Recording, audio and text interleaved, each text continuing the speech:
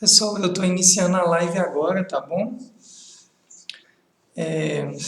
Sobre os yamas. Então, só vou, como eu entrei agora um pouquinho atrasado, eu só vou dar aqui alguns segundinhos e vou deixar. Bom dia, Estela. Bom dia, Solange. A gente fica um pouco com dúvida, né? Se o pessoal só está entrando para dar uma olhadinha rápida ou se vai ver a aula inteira.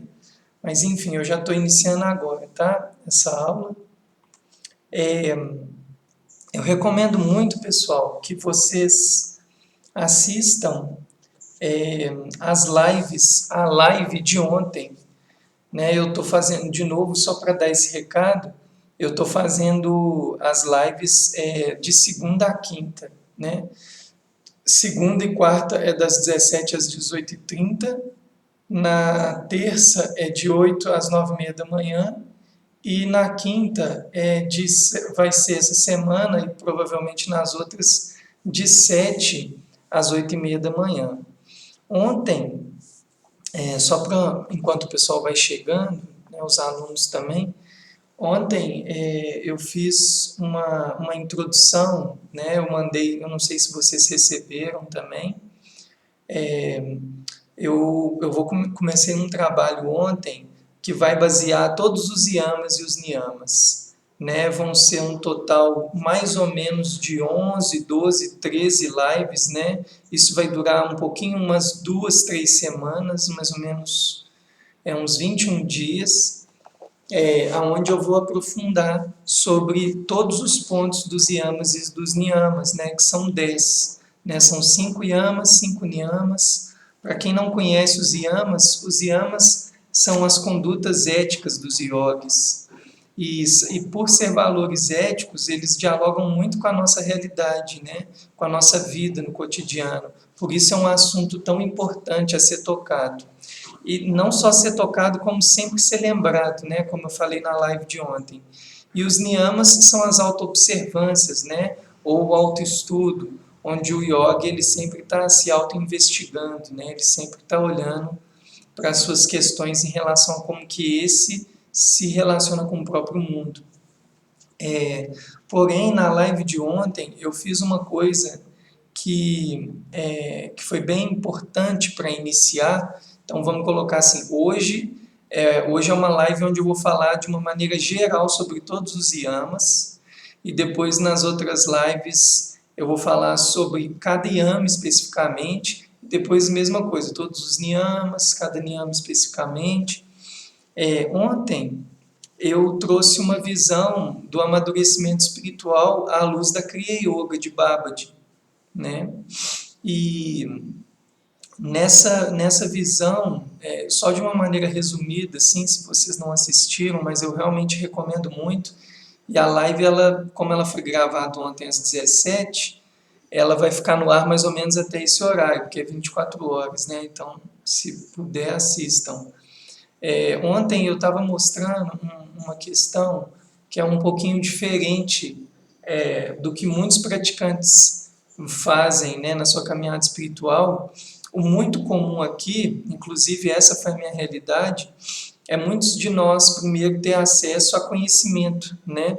A gente tem acesso a livros, a gente tem acesso a vídeos, então esse conhecimento sobre a nossa natureza divina, sobre a nossa natureza espiritual, a maioria de nós tem acesso primeiro a meios externos, né?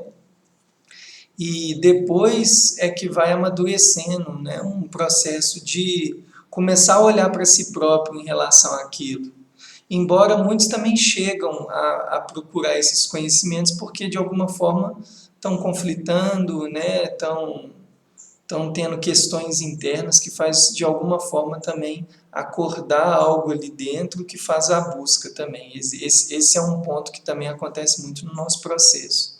Mas comumente a gente encontra os conhecimentos, a gente procura alguma forma de praticar aquilo e depois aquilo vai desenvolvendo uma intimidade maior que leva a uma coisa que na yoga a gente chama de bhakta ou bhakti, que seria um processo de entrega mais profundo. E sempre quando eu me refiro ao termo aqui da entrega, do processo devocional. Eu nunca estou falando aqui de uma devoção sectária, doutrinatória, onde você não reflete, onde não é encorajado a reflexão, né? Pelo contrário, as tradições, pelo menos das quais eu me conecto, todas elas encorajam, né, o questionamento, a criticidade, a lucidez. Mas o Babbage, né, na prescrição que eu citei ontem, antes de começar o aspecto introdutório para se falar de yamas e niyamas, o Babbage ele coloca uma forma diferente de olhar para isso, um caminho diferente. Ele fala que no início a gente deveria praticar o nosso processo de moralidade, né, de ética natural. Assim, a gente deveria sempre, vou falar de uma maneira bem simples, a gente deveria sempre estar procurando sermos seres humanos melhores. Então a gente sempre está trabalhando, né, os nossos valores como um início de prática. E aí depois ele fala que dentro de uma visão sucessiva, que a gente deveria aí trabalhar Bhakti, a nossa devoção, a nossa entrega. E só depois o debruçar sobre os conhecimentos espirituais, né? Eu entendo essa forma como ele coloca, porque quando o processo é inverso, e que é muito comum, de a gente primeiro ir nos conhecimentos, você corre o risco de ter um praticante muito egocêntrico, um praticante que vai atrás do conhecimento por poder, né? Não é para se tornar um ser humano melhor. Então, eu entendo porque que aparentemente é revertido. Embora, como eu deixei bem claro ontem, esse é um processo que cada um vai, a informação chega para cada um de alguma forma. E aí a gente, conforme vai conhecendo e tendo lucidez, a gente vai adaptando, né? A gente vai criando meios. A minha forma também foi bem parecida com a da maioria. Foi aparecendo alguns livros, existiam alguns questionamentos, né? E aí depois, enfim, bem, eu estou pensando aqui, eu não vou explicar mais, porque isso aí tudo é a live passada. Então, eu recomendo muito que vocês assistam, tá? Entrando na live de hoje, entrando na live, na aula mesmo, né? Nesse momento de ensinamentos, hoje eu estou trazendo de novo os Sutras do Patanjali, ok? Os Kriya Yoga Sutras do Patanjali e do Siddhas, né? Essa é uma tradução do Marshall Govinda, nosso professor Satyananda. É um livro que eu me debruço já há alguns anos sobre ele, né? Esse não é um livro de simplesmente ler, né? Você pode até fazer esse movimento, mas ele é um livro de praticar, né? Cada sutra, cada verso, né, tem uma prática. No segundo capítulo, o segundo capítulo dessa obra é um capítulo que a gente chama de Sadhanapada, né? O capítulo que vai falar sobre a prática do yoga, a sadhana, né? A prática espiritual diária. E aí quando chega no verso 30, o Patanjali ele apresenta todos os yamas, né? Os yamas e os niyamas, né, dentro da visão da Ashtanga Yoga de Patanjali, são o primeiro e o segundo passo, né? E aí ele vai discorrer de uma maneira geral no Sutra 2.30 sobre só os yamas. E aí ele apresenta os yamas já mostrando quem são os 5 yamas, né, que eu vou ler para vocês. Ele fala assim, as restrições, que os yamas também são vistos como as condutas éticas e morais ou as restrições do yogi, né? Quando ele vai apresentar o segundo sutra, ele já fala assim, as restrições ou os yamas são, primeiro, não violência, veracidade, não roubar, a castidade e o não cobiçar. A castidade, eu vou explicar ela mais a fundo para vocês, ela não necessariamente implica o celibatarismo, ok, pessoal? Esses são 5 yamas, né? Não violência, veracidade, não roubar, castidade e não cobiçar. Esses são os 5 pontos. E aí ele vai começando a discorrer de uma maneira breve sobre cada um deles, e lembrando que, por exemplo, amanhã eu vou falar só de ahimsa nessa primeira aula. Eu optei por hoje falar de uma maneira geral, porque assim, eu não sei o quanto que as pessoas podem ver o pessoal que está assistindo é muito variado o público, então é uma forma de dá um recado assim a cada vídeo, né? Quando ele começa com não violência, ele fala assim: a não violência, a rinça, inclui não ferir, seja por ação, por palavra ou pensamento. Um pequeno paralelo aqui, o Buda, quando vai colocar o nobre caminho óctuplo do Buda, ele fala sobre Buda vai falar sobre, no caminho óctuplo, ele vai falar sobre as ações não virtuosas de corpo, fala e mente. De alguma forma, né, eu estou fazendo um pequeno paralelo com o budismo tibetano, está muito ligado, né, que inclui não ferir, né, nem com ações, nem com palavras, nem com pensamento. Então, ou seja, ações não virtuosas de fala, corpo e mente. A palavra rinça significa ferida, né, violência, né, e a rinça é não causar dano. Nossos pensamentos e palavras têm um grande poder, conseguem molestar os outros e podem estimular ações prejudiciais. Quando paramos de atacar as pessoas, percebemos que a mente para de abrigar ressentimento, inveja, raiva e medo. Consequentemente, nossa consciência torna-se purificada pelo cultivo do perdão. Podemos afastar tais sentimentos que não causam mal apenas aos outros, mas no final das contas a nós mesmos. Então, assim, só de uma maneira mais, né, hoje ainda superficial, ele tá, esse primeiro ponto, né, esse primeiro yama, essa primeira conduta ética e moral do yogi, está falando para a gente aprender a não causar violência, né? A violência, vendo de uma maneira muito superficial, rinça violência, né? A violência, muitas vezes, a gente pensa que ela é só física, né? Ou é psicológica, etc. Mas essa fala do Patanjali, ela é bem abrangente, né? Evitar as violências, né? De corpo, de fala, de mente. É muito importante a gente entender que os yamas e os niyamas também, eles são a base que vai sustentar a nossa forma de frequentar o mundo. Então, assim, quando você realmente vai causando prejuízos nas suas ações, né, com o que você fala, com o que você pensa, você não vai criar um ambiente de estabilidade para a sua prática, um ambiente mental. Por isso que eu costumo falar muito, não adianta uma prática ostensiva de meditação, né, de disciplinas yogis, sendo que quando você vai para o mundo, você de alguma forma está causando prejuízo lá fora. Isso vai ter uma consequência direta na sua prática. Eu vejo que esse é um ponto que muitas vezes, quando é abordada a prática da meditação dhyana, não é linkado. E aí tem um grande gap, assim, tem um grande gargalo nisso.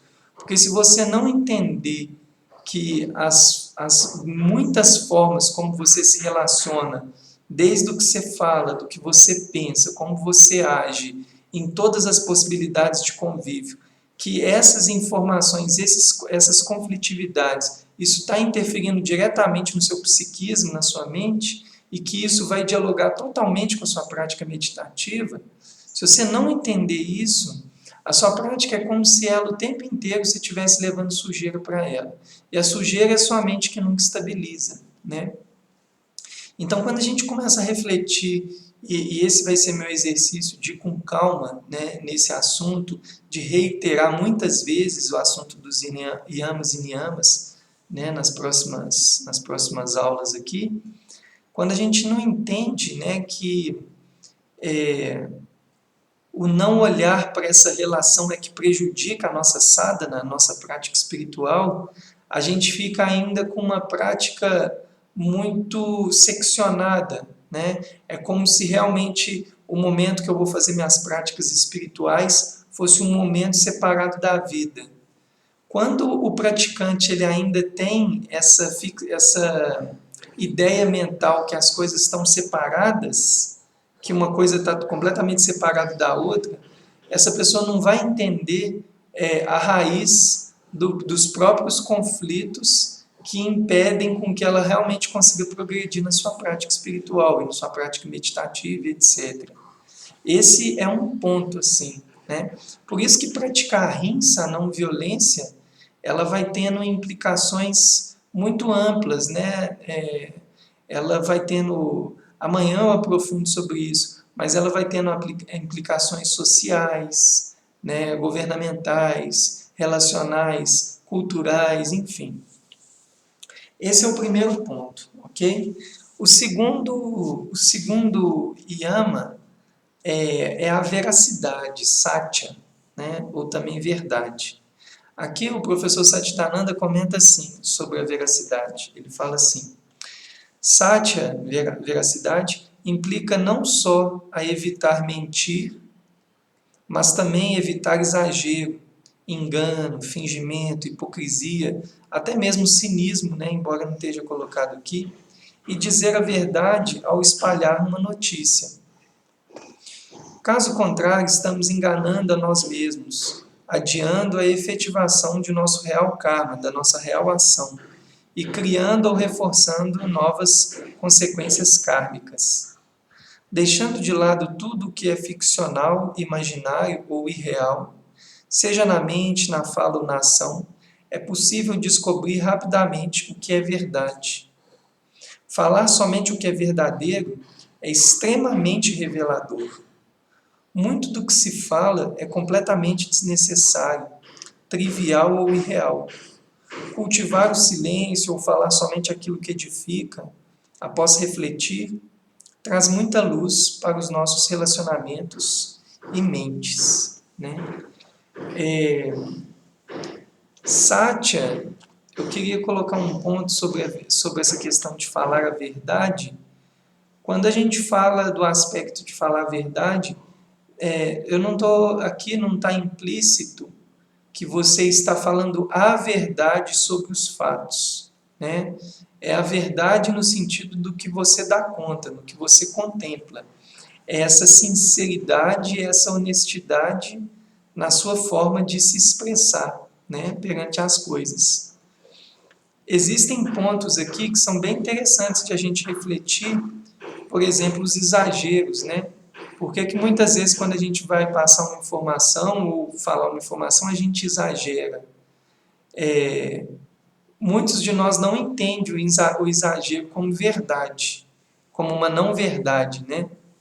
Ou como uma mentira, mas na verdade ele de fato ele pode vir a ser, pelo fato que você não está vendo a experiência na sua verdadeira forma, né? Você está distorcendo a própria realidade dos fatos, e isso pode implicar muitas coisas. Isso pode implicar uma necessidade de aprovação, uma necessidade de reconhecimento, de ser valorizado, né? Outro ponto importante que é colocado aqui na questão da Satya é a questão do nosso silêncio, né? A importância da prática do nosso silêncio. Quando a gente entra num mecanismo de muita fala e pouca reflexão e pouco silêncio, a gente entra num automatismo, né? E naquele automatismo, muitas vezes, não só os exageros, como também as mentiras que podem estar sendo ditas, está havendo um excesso, um falar de maneira desnecessária. A prática do silêncio ela é uma prática importante, que quando eu pelo menos silencio a nível de fala, eu tenho a possibilidade de entrar mais em contato com essa fala interna que também não para, que é a fala da mente, né? Então, é nesse sentido que é importante praticar o silêncio. Na Kriya Yoga, só para vocês terem como uma referência, né? É muito encorajado a prática do silêncio semanal ou quinzenal, para que o praticante pegue um dia da semana, né? Ele se organiza para ter períodos de silêncio, justamente para envolver essa introspecção. O que eu tenho como experiência é que quando a gente também fala de silêncio, o silêncio ele tem vários níveis, né?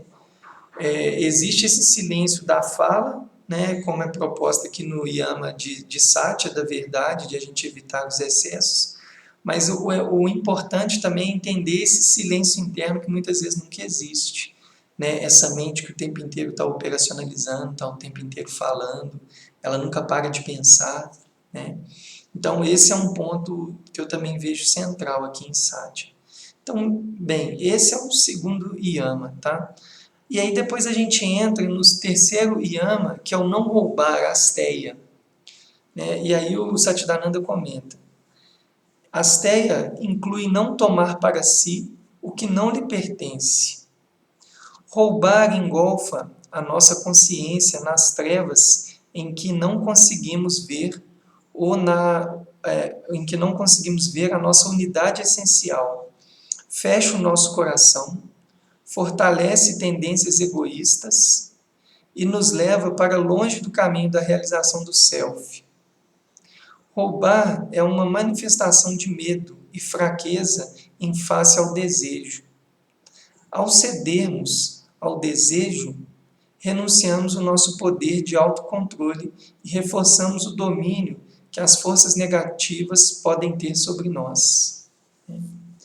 Eu acho muito interessante essa parte quando fala que roubar é uma manifestação de medo e fraqueza em face ao nosso desejo, né? É como se o ato de roubar ele também revelasse de alguma forma a nossa impotência perante o objeto no qual a gente roubou, né? Eu acho muito, na minha experiência pessoal, eu já tive muito a vivência, né? A experiência, né? De perceber coisas do tipo, você faz um movimento divulgando uma determinada coisa e uma outra pessoa pega aquela informação, se apropriando dela, sendo que aquilo não é uma área realmente de conhecimento daquela pessoa. Só acontece que o indivíduo ele pega aquilo, né, se apropriando, justamente aí nessa interpretação que eu faço, justamente diante dessa própria impotência, né, de eu não sei o que é isso, mas eu vou me apropriar disso porque eu posso ter benefícios através disso. E o interessante de refletir sobre a asteia, esse aspecto de não roubar, é de a gente descobrir, através disso, os nossos limites, né? Pensando que roubar ela é um reflexo de uma própria impotência, esse que é o ponto que eu quero colocar. Quando vem qualquer ação de um apriorismo ou se apropriar de algo que de fato não é algo que eu realmente dou conta, ou realmente algo que eu compreenda, ou realmente algo que eu não consigo manifestar, isso pode ser uma oportunidade muito grande de prática para que eu olhe para essa coisa e falo assim, o que é a minha impotência diante disso? Por que eu não consigo realizar isso? E aí eu consigo olhar para um limite que eu esteja vivenciando. E ao eu olhar para esse limite, aí eu lembro muito de uma frase de um professor meu, que ele falava assim, que nos nossos limites reside a nossa verdadeira força, né? E aí, quando eu estou diante do meu limite, eu posso perceber claramente o que naquele momento eu dou conta de fazer e o que eu não dou conta de fazer. E o que eu dou conta, se eu faço o que eu dou conta, eu estou indo para a Satya, eu estou indo para a verdade. E se eu freio e não faço aquilo que eu não dou conta, eu não estou fomentando a minha impotência e nem estou roubando, né? É nesse sentido, né, que eu acho bem importante falar de Satya. Bem, eu vou falar disso de maneira mais aprofundada quando eu entrar especificamente no tema, ok? Hoje é um geral sobre os yamas. Um quarto yama, que é brahmacharya, né? que é a castidade, que, como eu falei aqui antes, ela não necessariamente a castidade aqui, ela envolve a questão do celibatarismo na sua totalidade. Okay? Eu vou colocar aqui o comentário de Satchidananda só para vocês verem. Ele fala assim, castidade brahmacharya envolve abstinência sexual nos planos físico, emocional ou vital, energético, e também no mental. Seu cultivo ajuda-nos a nos livrarmos do que é, normalmente, uma grande fonte de distração e sofrimento para a maioria das pessoas, e, por consequência, um problema no processo da realização do self. Mesmo que se viva num relacionamento de compromisso com um parceiro, ao cultivar a moderação e consciência quanto às relações sexuais, a maioria das distrações e dispersões pode ser evitada. Esse primeiro ponto aqui que o Satchidananda está comentando, eu vejo que tem muito a ver com até uma coisa que eu já falei, né, nessas aulas aqui ao vivo, que é um ponto que eu venho colocando, que eu já coloquei sobre a questão do entorpecimento ou das distrações ou dispersões que fazem com que a gente impeça o nosso processo de meditação, né? É dois dos 9 obstáculos da meditação que eu já citei aqui, é esse entorpecimento, falta de energia, dispersão. Quando a nossa sexualidade, ela ainda está muito... A nossa sexualidade, vamos falar de uma maneira assim, bem simples assim, a nossa sexualidade é um processo natural, né, da nossa configuração biológica enquanto ser.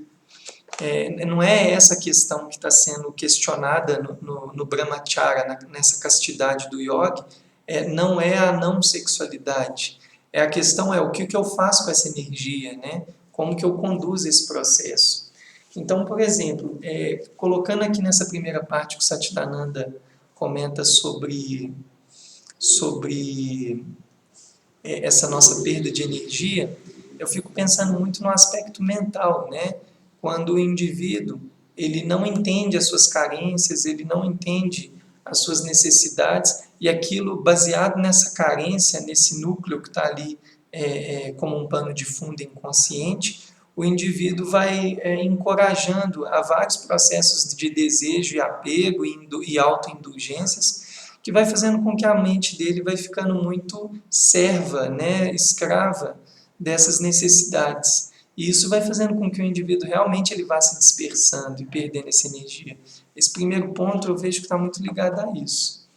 E aí depois, ele vai como falando assim, dentro do brahmacharismo, né, de amar o próximo como se ama o próprio self. Bem parecido com a passagem bíblica, né, amar o próximo como ama a ti mesmo, né, mas é a questão de ver o outro como self, não meramente como objeto sexual.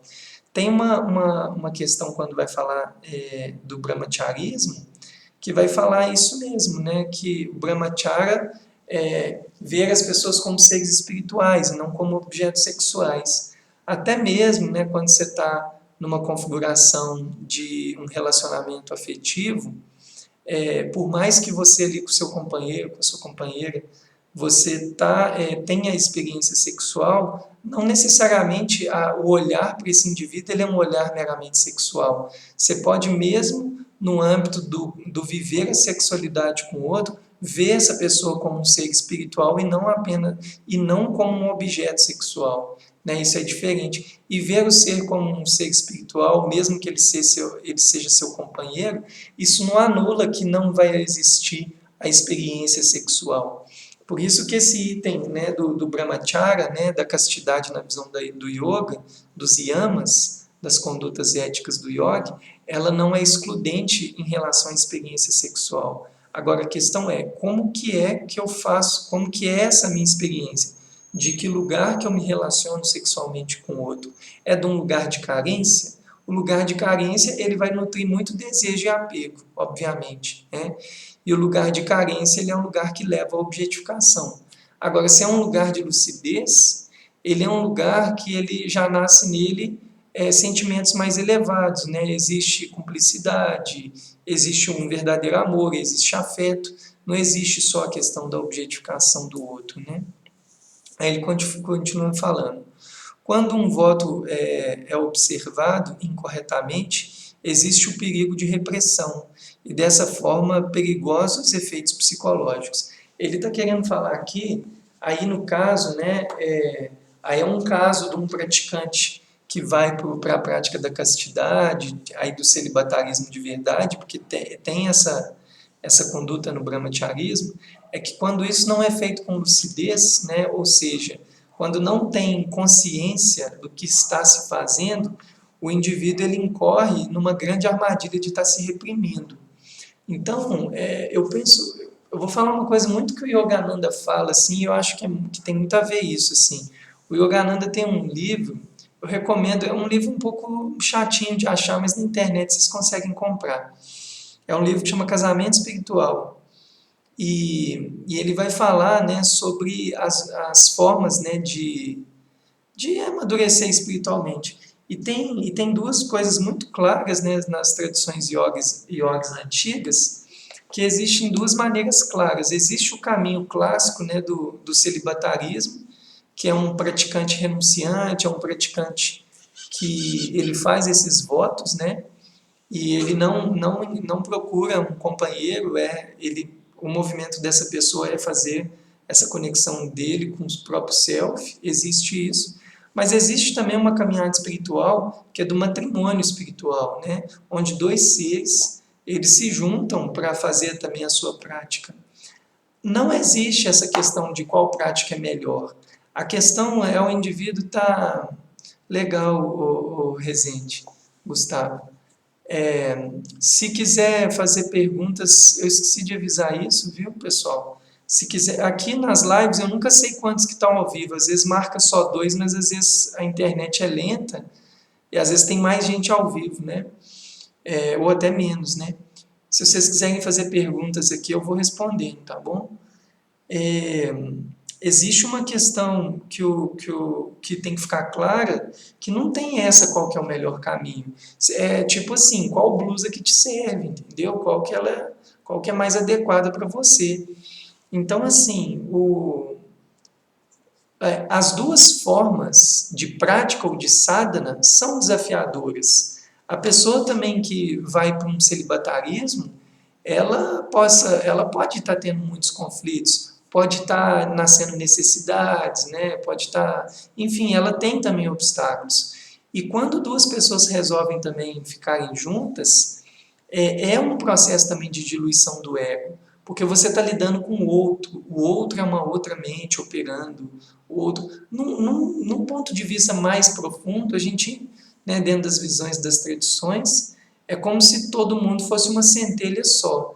Mas a gente tem que entender que isso depende do plano de existência e manifestação. Aqui na matéria, a gente manifesta, pelo menos a nível de corpo, né, dual. Uma pessoa está aqui, outra pessoa está ali. Então, isso vai trazer obstáculos, né? O fato é que as duas formas de caminhar, elas diluem o ego quando bem caminhadas, né? E vai fazendo com que o indivíduo realmente se conheça. Então, isso é uma proposta. Eu acho que aqui é importante o praticante ele ter uma clareza do seu processo. Se ele não tem e implica num celibatarismo, pode virar uma repressão. E aí, ao invés, né, de existir um movimento de transcender alguns desejos e apegos, pelo contrário, eles vão ser reforçados. As repressões, elas geram, né, perversões, isso é muito comum. A gente tem muitas essas histórias em todas as tradições espirituais, não é só na Igreja Católica. A gente vê isso também no budismo, a gente vê isso na yoga, né? Os escândalos, né, de mestres, professores que abusam de alunos, né? Porque o indivíduo represou uma energia que não foi devidamente conscientizada. E aí gera esses problemas, né? Bem, continuando, aí o Satyananda vai falando, deve-se ter o cuidado de não desenvolver uma antipatia aos membros do sexo oposto ou sentimentos de culpa, vergonha ou frustração em relação aos impulsos sexuais. Na presente cultura hedonista, o ideal de abstinência sexual e pureza chocará a maioria das pessoas como sendo não apenas esquisito, mas impossível também. É porque, quando ele comenta sobre o nosso processo de hedonismo, é que a nossa cultura, né, de algum modo, ela em vários, são vários grupos sobre grupos também, né? Existe um encorajamento a uma experiência de prazer contínua, né? Então, por exemplo, quando pessoas adotam condutas monogâmicas, às vezes são taxadas até mesmo de conservadoras, que está reprimindo os impulsos sexuais, que eu deveria fazer todas aquelas fantasias que vêm na minha mente e tal. Então, existe um ponto, alguns pontos na nossa cultura que encorajam a uma prática que eles chamam de uma prática mais livre, etc. Eu não estou entrando no mérito do que é certo, do que é errado dentro disso. O que eu acho importante é que o indivíduo ele entenda de que lugar ele parte para essas experiências, né? Quando eu vou para uma relação de muita liberdade sexual, mas no fundo para alimentar os meus desejos, os meus apegos, essa prática também não vai me trazer libertação, pelo contrário, ela está me trazendo um aprisionamento. Eu estou sendo indulgente, né? Eu estou ficando escravo das minhas próprias necessidades. Agora, quando o indivíduo ele vai para esse movimento, que às vezes para que ele compreenda algumas coisas, né, no seu próprio processo, isso talvez vai trazer alguma lucidez lá na frente. Então é difícil a gente avaliar porque as pessoas estão passando por momentos muito diferentes nas suas evoluções, nas suas experiências evolutivas. Nem sempre uma pessoa que vai estar também tendo uma experiência no campo da sexualidade muito livre, ela vai estar tendo uma consequência negativa no todo do processo dela. Agora, o fato é que, quando a gente parte de um princípio que a nossa verdadeira felicidade ela é incondicional e que ela não está ligada a esse processo de encorajar uma necessidade externa, e aí seja na compulsão alimentar, na compulsão sexual, e a gente vai descobrindo que, na verdade, esse é um processo intrínseco, que a gente encontra isso dentro, a gente vai entendendo, né, por que o Satchidananda deixa bem claro aqui que numa cultura hedonista, como a gente vê hoje, as pessoas não vão entender muito um movimento que estaria ligado a um processo de uma abstinência sexual no sentido de não encorajar uma retroalimentação dos desejos e do apego o tempo inteiro. Mas uma coisa bem clara, ele não está falando aqui também que é para você não ter a sua experiência sexual. Quem entrou depois, a Milena, outras pessoas aí, não ouviu a parte que eu falei que você tem duas formas de caminhar. Você tem a forma tanto do celibatarismo, do brahmacharya, como você tem a forma do matrimônio espiritual, né, onde a pessoa encontra o seu companheiro e ali é um ambiente de prática, né? Rezende, eu não lembro qual parte que você falou assim, serve de aprendizado. Ah, sim, não, agora eu entendo. Ela pode ser uma forma de aprendizado, né? Agora é importante a gente sempre estar lúcido, né, Rezende, sobre o aprendizado, porque muitas pessoas nessa experiência sexual muito livre acabam trazendo muito prejuízo para o próprio corpo. Aí é interessante uma fala minha aqui atrás, quando eu fui falar de uma maneira breve de um dos yamas, né, que foi a não violência, a rinsa. A não violência não é só com o outro, é consigo próprio também, né? Então, quando, por exemplo, quando a pessoa se encoraja a experiências no campo da sexualidade muito abertas, mas ela não se cuida, ela pode acabar gerando um processo de violência contra o próprio corpo. Então, ela tem que estar, a gente tem que estar bem atento a isso, né? E aí é isso mesmo, lá na frente a gente vai entendendo o processo como um todo. Bem, esse assunto acabou que eu aprofundei um pouquinho mais, né, do brahmacharismo, mas eu vou fechar aqui. Aí ele fala assim, não é nada de... entretanto, pode ser necessário que o indivíduo deseje praticar esse ideal, refletir profundamente sobre os valores e expectativas da cultura contemporânea, assim como na natureza da sexualidade. Para obter êxito no cumprimento desse ideal, deve-se usar de uma abordagem holística e aplicá-la pacientemente e persistentemente. Aí a gente entra aqui no quinto niyama, que é a questão de aprarigarra, ou prarigarra é a cobiça, aprarigarra é a não cobiça. E aí ele vai falar sobre esse último niyama, que ele fala assim, aprarigarra, a não cobiça, inclui não fantasiar quanto a posses materiais, nem desejar o bem alheio. Só um pequeno paralelo aqui que me veio, acho que vale muito a pena comentar isso. Existia um grande mestre no taoísmo chamado Lao Tse, tá? Falam, né, os Siddhas Yogis do estado do Tamil Nadu, um dos mestres do Babaji foi um yogi chamado Boganathar. Eles dizem que Boganathar e Lao Tse eram a mesma pessoa, né? Existe um livro em inglês falando da vida do Tirumula que conta um pequeno trecho sobre isso. Não, desculpa, pessoal, é aqui no próprio Sutra do Patanjali, lembrei da fonte. Tem um sutra aqui no capítulo 3, né, Sutra é verso, que tem um comentário do Satchidananda, onde explica como que foi o processo do Tirumula e do Boganathar quando eles foram outras personalidades, né? Inclusive, no caso, é o Boganathar e o Lao Tse. Mas, enfim, o Lao Tse tem um poema dele, num livro que chama Tao Te Ching, né? Que ele comenta muito isso, para a gente ficar muito atento às coisas que a gente faz que provoca o coração dos homens, das outras pessoas, né? Eu acho muito interessante essa fala ligada a isso aqui, que quando ele fala assim, não desejar o bem alheio, o Patanjali está falando do lugar daquele para evitar de desejar o que o outro tem. E o Lao Tse está falando o contrário, do você fazer algo que pode provocar o desejo do outro. Ambos estão falando da mesma coisa de pontos diferentes, mas ambas as falas são muito importantes. Pelo ângulo do Lao Tse, ele está falando assim com você, tenha um bom senso, né? Eu vou dar um exemplo muito cotidiano assim na nossa cultura.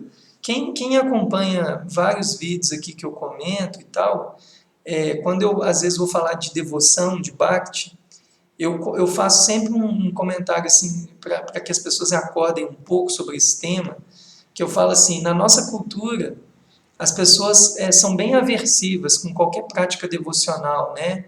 De culturas que devotam a imagens, deidades, etc. As tradições, né, que eu pratico, elas também não devotam a imagens, né? A devoção é o próprio ser divino dentro de nós mesmos. Mas eu sempre ponto uma coisa, a nossa cultura tem o hábito, né, de falar, a maioria das pessoas, que elas não se devotam a nada. E dentro de um sistema capitalista, as pessoas se devotam à matéria. As pessoas precisam entender disso. A cultura materialista hedonista, ela se devota ao poder, ao dinheiro, a coisas glamurosas, chiques, a beleza, ao sexo. A nossa cultura se devota a isso. Então, por exemplo, um exemplo muito comum de devoção, eu não sei se vocês já teve a experiência de estar passando numa rua e parecia um carro, tipo uma Ferrari, uma Lamborghini, uma coisa assim.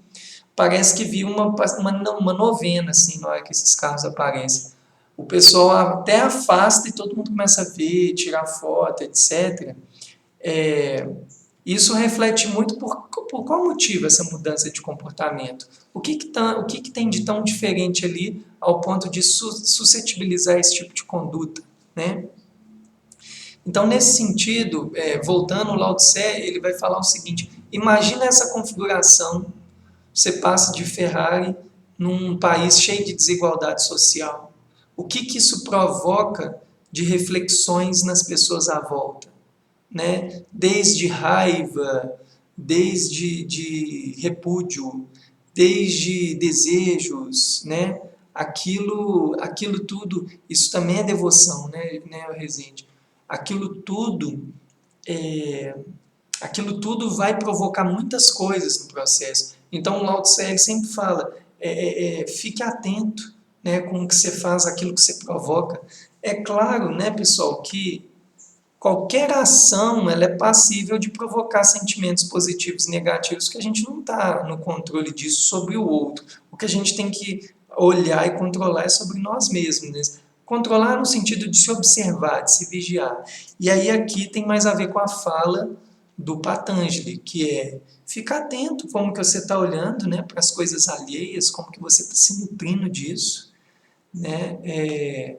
Porque dali, de uma maneira muito minuciosa, vai nascendo a pradigar, vai nascendo ganância, esses desejos que são infindáveis, né? E isso vai mantendo um estado psicológico no indivíduo que não tem fim, né? Ele sempre vai retroalimentando isso cada vez mais, e aí vai cair numa coisa que a gente vê muito no budismo tibetano, que é um estado psicológico de mente, quando a gente vai estudar, né, a roda da vida, que é o estudo do samsara, né? Quando a gente vai falar dos 6 reinos psicológicos, tem um reino chamado de monstros famintos, que ele é representado iconograficamente, a imagem, né, é representado por um ser com uma boquinha pequenininha e um estômago gigante. Isso significa que o ser ele é insaciável, né? Não adianta nutri-lo que ele nunca vai estar satisfeito. Essa que é a simbologia. E essa ganância ela pode provocar esse estado de mente que nunca é saciado. O ponto que a gente só tem que estar atento aqui é que, como a gente não tem, né, a gente não sabe o que se passa na mente do outro, o bom senso ele é importante. Agora, por exemplo, eu estou fazendo um vídeo, eu publico um material na internet, aquilo pode suscetibilizar a inveja no outro. Eu não tenho controle disso, mas eu tenho que entender de qual lugar que eu estou ofertando as coisas ou de qual lugar eu manifesto as coisas, né? Aí depois ele fala, né? Em Apraggarha, né, nessa ganância, frequentemente as pessoas fantasiam que se pudessem tornar-se ricas da noite para o dia, ganhando dinheiro na loteria, casando-se com alguém com muito dinheiro, ou tendo grandes lucros na bolsa de valores, encontrariam felicidade duradoura. Simplesmente felicidade duradoura. Isso é uma grande loucura. Quando somos indulgentes com tais fantasias, simplesmente nos distraímos da fonte interna de alegria contínua. Esse que é o ponto, né? Porque quando a gente fica o tempo inteiro, né, criando essa ilusão na nossa mente, que... Ô, Rezende, eu vou te responder daqui a pouco, tá? Quando a gente fica criando essa ilusão na nossa mente, que essas coisas aí fora, né, vão ser de fato a nossa felicidade, isso se torna um objeto de fantasia. E é aquela história, né? Eu busco a felicidade com locus, com a atenção fora. Eu não busco ela com a atenção dentro. Eu sempre gosto de enfatizar aqui que os iogues não estão fazendo apologia à pobreza, apologia à não dignidade da vida, né? Tudo isso é importante, você ter uma vida com um nível de estabilidade, nível de estabilidade que eu falo, você tenha recursos, né, para que você manifeste ali a sua encarnação. Mas você achar que isso é segurança e que isso é a fonte da sua felicidade, isso é uma grande ilusão. O exemplo que a gente tem é esse momento, né? Quando a gente está passando por uma pandemia, a gente nunca sabe quanto tempo isso vai durar, os impactos, né, sociais, econômicos, culturais, enfim, os impactos que isso vai gerar no nosso processo. A Tenzi Palmo, eu vi esses dias, é uma lama tibetana, budista tibetana, ela falou uma coisa muito interessante, assim, que a gente só tem estabilidade quando a gente sabe lidar com a instabilidade, né? Ou seja, quando a gente sabe lidar com a transitoriedade, a impermanência das coisas, saber entender que as coisas têm movimentos, elas são impermanentes, é nessa impermanência que a gente encontra a estabilidade. Quando a gente quer gerar rigidezes, fixações, que as coisas têm que ser da forma como a gente quer, a gente olha para o mundo como se ele fosse apenas uma possibilidade, e o mundo ele é infinitas possibilidades, né? O Rezende, você perguntou se seria a questão da intenção, esse lugar que manifesta, né? Eu não sei, quando for fazer uma pergunta assim, tenta também perguntar um pouquinho maior, porque às vezes você escreve, ela não vai em tempo real, entendeu? E aí eu não linko com o que eu estou falando, né?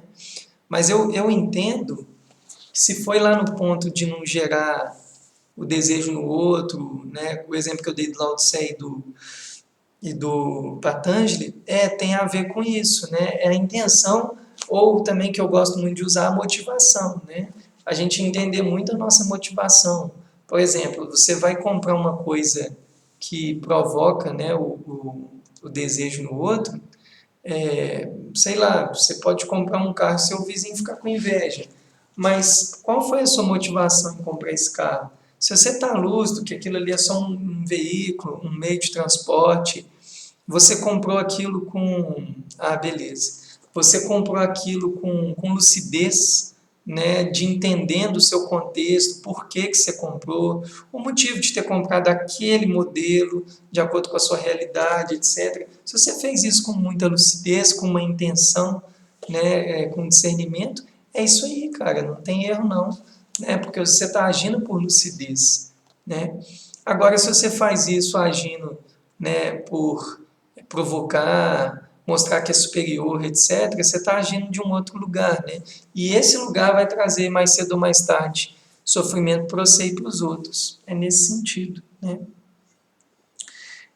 Aqui, de maneira geral, fechando, né, então, esses ensinamentos dos yamas de uma maneira geral, depois eu vou entrar específico nas outras lives, o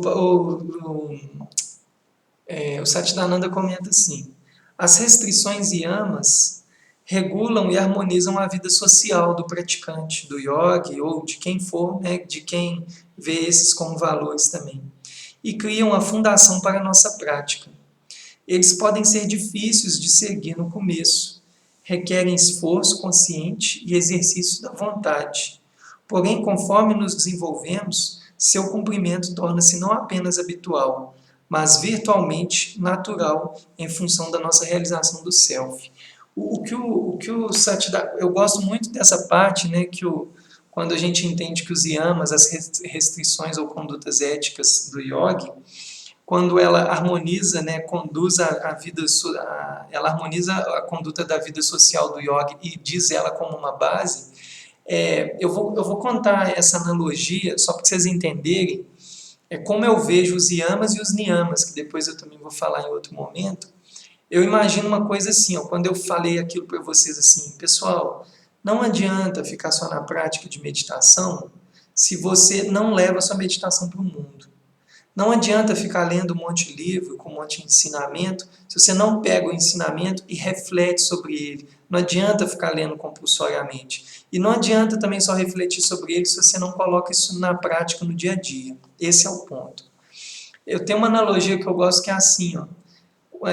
Quando a gente está todo dia lá meditando, fazendo nossas práticas espirituais, para a gente realmente entrar em contato com a nossa verdadeira natureza aos poucos e reconhecer o que a gente realmente é como se a gente estivesse cavando com uma pá um buraco que a gente quer chegar até a fonte, que é a água, o lençol, onde aquela água verdadeiramente vai nos nutrir, né?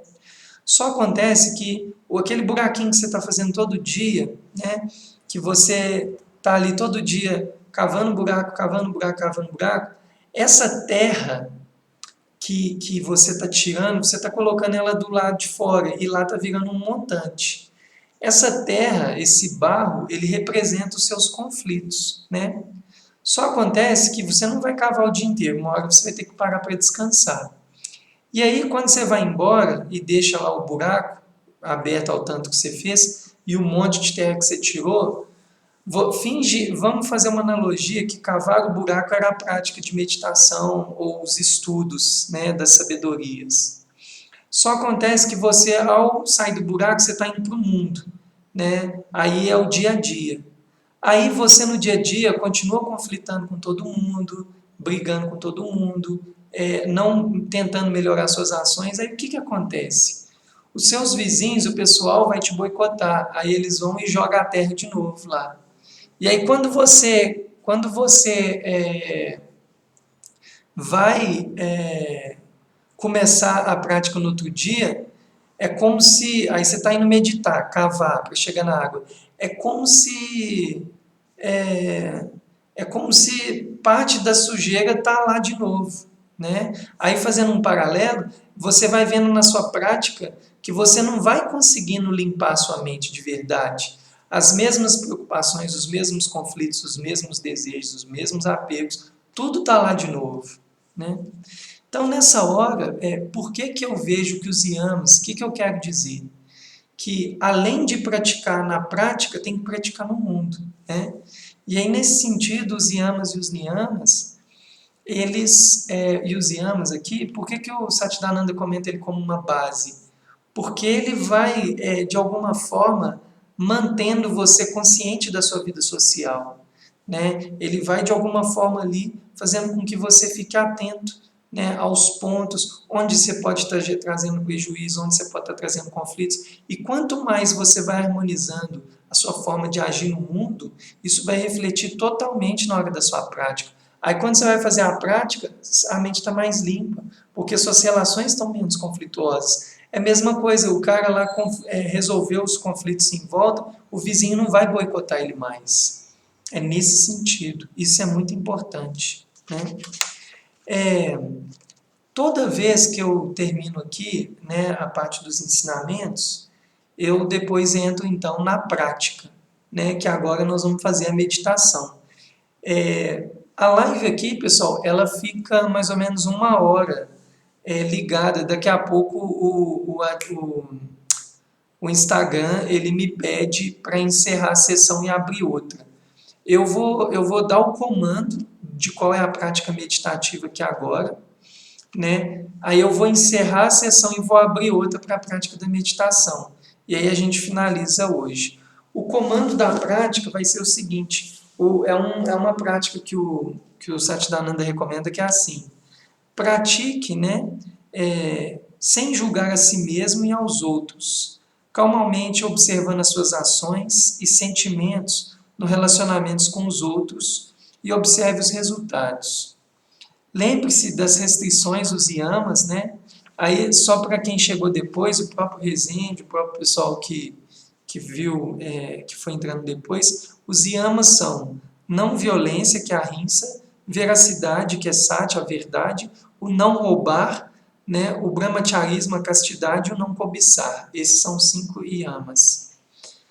Lembre-se das restrições, os yamas, como um meio de cultivar o desapego e discernimento entre aquele que vê e aquilo que é visto. Tome nota das vezes que você esquecer essas restrições. Cultive afirmações para reforçar suas práticas das restrições. Bem, o que eu vou propor para vocês é assim: vocês vão fazer uma prática vocês vão sentar, né? Quem já sabe fazer as posturas de sentar pode fazer. Meus alunos que tiverem online ou que for ver a posteriori podem fazer a postura, né? O mudra o gesto, né? De meditação. A gente vai fazer algumas respirações lentas, longas e profundas, sempre pelo nariz e nunca pela boca. Apenas uns 5 minutos de prática é o suficiente. Para quem os alunos podem fazer 16 pranayamas, né? E coluna ereta, né? Pescoço no prolongamento da coluna, a gente entra na prática. Eu sempre dou o comando, né, da prática e a gente já medita. Eu não faço ela guiada, eu faço igual os yogis tradicionais mesmo, né? Nós estamos aqui sempre. Ah, pessoal, só um detalhe, ó, a sessão vai encerrar, então eu já vou encerrar de uma vez e já vou abrir outra, ok?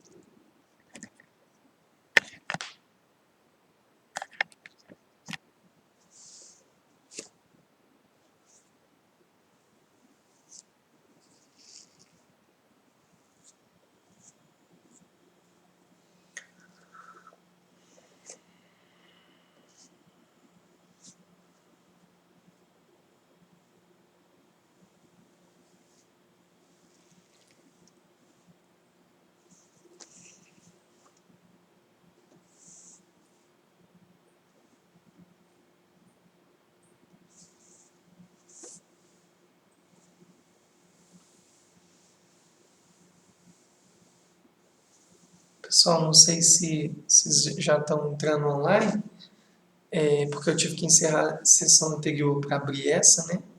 Mas enfim, eu vou dar o comando da prática e a gente vai fazer. Então, baseado nos yamas, né, que eu falei de um modo geral sobre todos eles, vocês vão fazer a meditação de pensar e contemplar e repousar. Dentro desses 5 niyamas que foram abordados, né, que são, né, não violência, a veracidade, o não roubar, a castidade ou o brahmacharya, né, e o não cobiçar, dentro desses cinco yamas e tudo que foi abordado, vocês vão pensar e contemplar sobre cada um desses yamas, ou escolher apenas um. Lembrando que essa meditação do pensar, contemplar e repousar, essa meditação analítica do Chagda Tulku, ela é pensar, eu vou fazer uma pequena racionalização sobre o tema. O contemplar, eu trago isso como um exemplo pessoal, né? Eu vejo isso como que eu estou relacionado ao tema Satya, verdade. Vamos supor que é sobre Satya que você quer contemplar ou fazer a prática. E o repousar é uma hora que você solta e desapega e simplesmente, eu falo que é a fase de decantar. Deixa que a intuição venha, né, sobre aquele ensinamento. Então a gente vai fazer essa prática, né? E aí a gente vai até 9h30, tá bom? Então, pessoal, boa prática para todo mundo e eu vou começar ela aqui.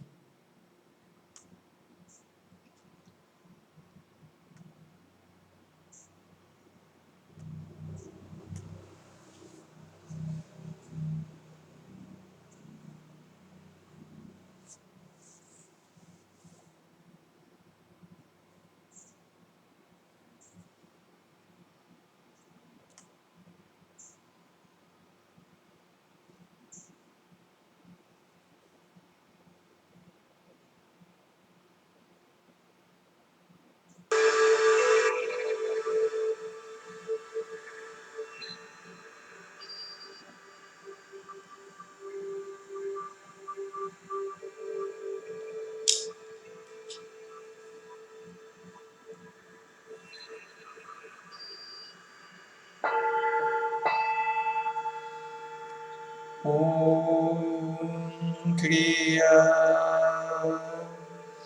Babaji Namah